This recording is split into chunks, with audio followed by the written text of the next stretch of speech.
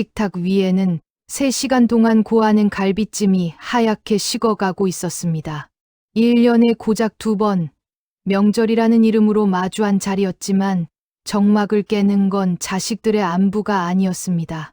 쉴 새 없이 울리는 스마트폰 알림음과 건조하게 음식을 씹는 소리뿐이었습니다.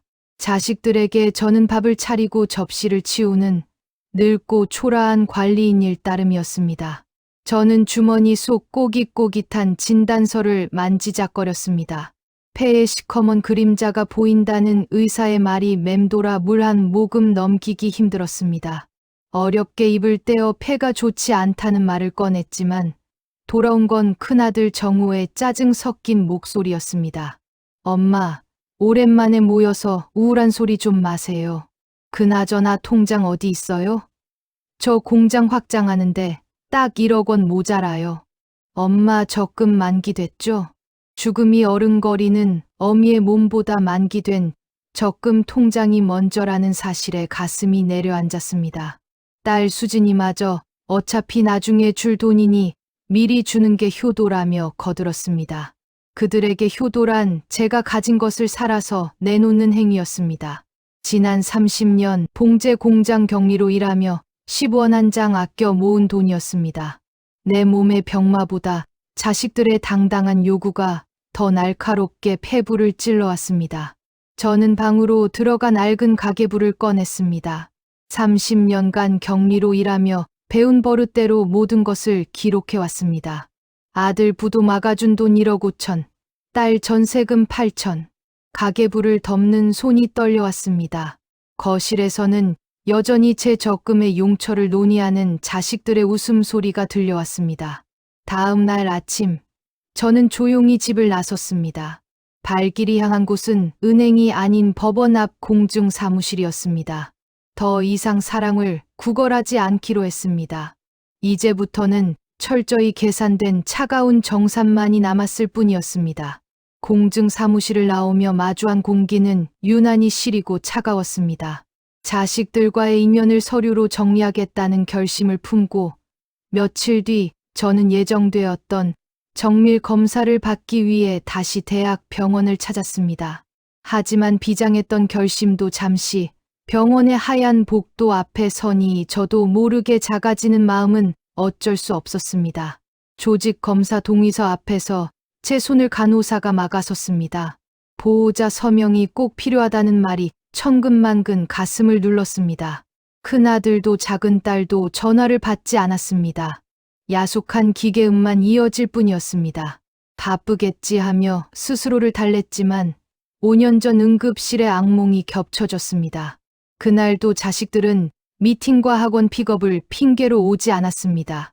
차가운 응급실에서 서러운 눈물을 흘릴 때 신발도 짝짝으로 신은 채 달려온 사람은 옆집 요양보호사 미정 씨였습니다. 피 한 방울 섞이지 않은 그녀가 밤새 제 곁을 지켰습니다. 하지만 다음 날 아침 퇴원 수속돼 걸려온 아들의 전화는 병원비 결제를 확인하는 내용뿐이었습니다. 다시는 자식들에게 전화를 걸지 않았습니다. 보호자 서명란을 비워둔 채 제 이름 석자만 꾹꾹 눌러 썼습니다. 병원 문을 나서는 길, 저는 은행으로 향했습니다. 창구 직원에게 신분증을 내밀며 누구에게도 알리지 않을 비밀을 만들기로 했습니다. 통장 하나 만들어 주세요. 그리고 매달 200만 원씩 이 사람 앞으로 자동이체 걸어주세요. 내 자식들도 모르게 말입니다. 돈 냄새를 맡는데 하이에나보다 예민한 자식들이 비밀을 알아채는 건 금방이었습니다. 거실 탁자의 통장을 발견한 정우의 고함이 집안을 뒤흔들었습니다. 엄마, 200만 원씩 빠져나가는 김미정이 누구예요? 7천만 원이 넘는데 엄마 노망 났어요? 아들의 눈에는 시뻘건 핏발이 서 있었습니다.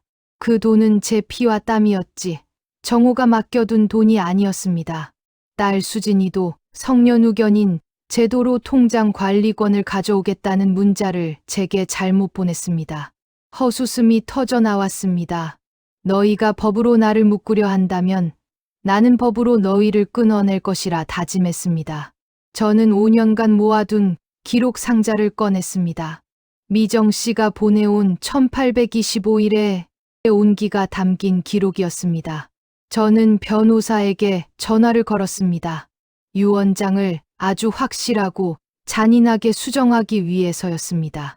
정호는 기어이 미정 씨를 쫓아내고 본가로 들어왔습니다.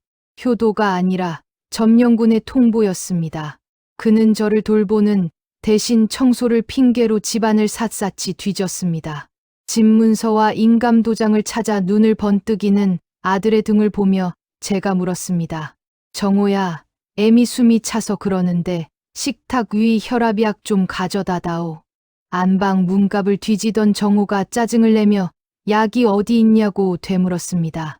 정호는 장롱 깊숙이 숨긴 땅 문서는 귀신같이 찾아냈지만 매일 식탁 위에 있던 제 생명줄 같은 약병은 보지 못했습니다. 애초에 볼 생각이 없었던 겁니다. 정호가 건넨 건 물이 아니라 늙으면 손이 많이 간다는 투덜거림 뿐이었습니다. 더 이상 내 아들이 아니라 내 유산의 채권자일 뿐이라는 확신이 들었습니다. 결국 제 몸은 무너져 내렸습니다. 임종이 임박했다는 연락을 받고서야 병실로 들이닥친 자식들은 제 귓가에 유 원장이 어디 있냐는 다급한 속삭임만 쏟아냈습니다. 죽음의 문턱에서도 그들의 눈에는 제 통장만 보이고 있었습니다. 저는 변호사가 다 말해줄 거라는 한마디를 남기고 눈을 감았습니다. 장례식 후 변호사 사무실, 자식들의 표정은 유산에 대한 초조함으로 얼룩져 있었습니다. 변호사가 서류를 꺼내자 정호의 눈이 번뜩였습니다. 하지만 낭독된 유 원장은 충격적이었습니다. 고 김불래님의 전 재산 8억 원은 요양보호사 김미정 씨에게 포괄 유증합니다. 정호는 입을 벌렸고 수진이는 비명을 질렀습니다. 노망난 거라며 소송을 하겠다는 자식들 앞에 변호사는 녹음기 하나를 꺼냈습니다. 지직거리는 잡음 사이로 제 목소리가 흘러나왔습니다. 정호야, 수진아, 내 돈이 그렇게 탐나더냐. 너희는 내가 병들었을 때 병원비가 아까워 전화를 피했지. 하지만 미정이는 남인데도 5년간 내 밥을 짓고 기저귀를 갈았다. 너희가 계산을 했으니 이 어미도 계산을 했다. 소송에서 가져갈 그 푼돈이 딱 너희가 나에게 준 혈연의 값이다. 부끄러움을 알거라. 정적 속의 문 밖에서 미정 씨가 흐느끼는 소리만 들려왔습니다. 1년 뒤 자식들은 얼마 안 되는 유류분을 위해 소송을 벌이다 남보다 못한 사이가 되었습니다. 미정 씨는 제가 남긴 시골집 마당을 장미 정원으로 가꾸었습니다.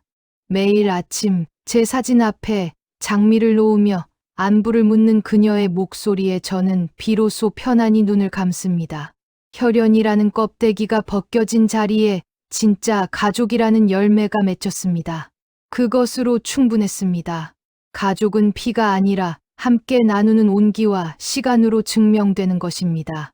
부모의 재산보다 외로움을 먼저 보는 것이 진정한 효도입니다. 지나온 세월 동안 당신이 베푼 진심이 당신의 삶을 지탱하는 가장 아름다운 훈장이 되길 바랍니다. 구독과 좋아요로 함께 해주세요. 오늘 사연을 듣고 어떤 생각이 드셨나요? 댓글로 당신의 소중한 지혜를 들려주세요. 지금까지 세월 한 조각이었습니다.